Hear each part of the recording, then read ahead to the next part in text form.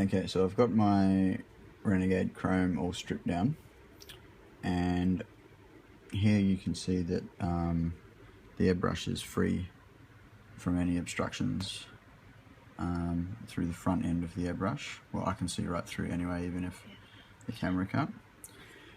So I'll just start putting it together and show you where the problem lies. So I'll just put the front end together first. This is the smaller of the two needles, so it's the 0.21, I think it is, needle.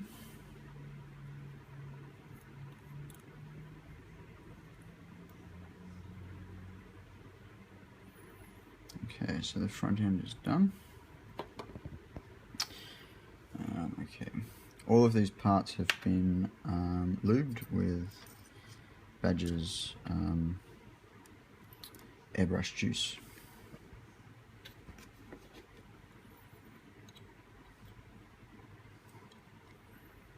Okay, the trigger sits on the valve, nice.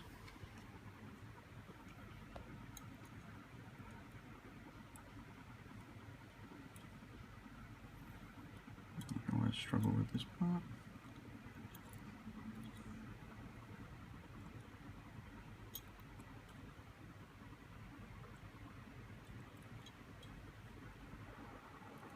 Okay, so the trigger guard and the trigger are in, and I'll put the needle guide in.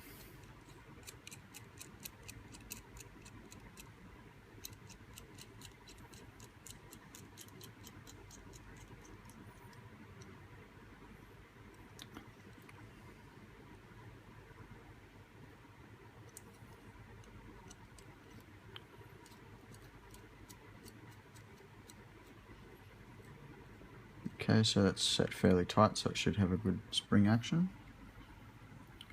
Okay, now the needle.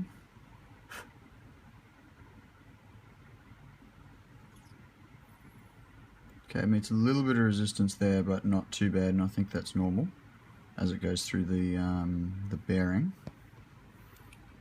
Okay. So just before I put the needle chuck on, you can see that the trigger has a good action. It depresses down and back nice, and the needle guide is springing back.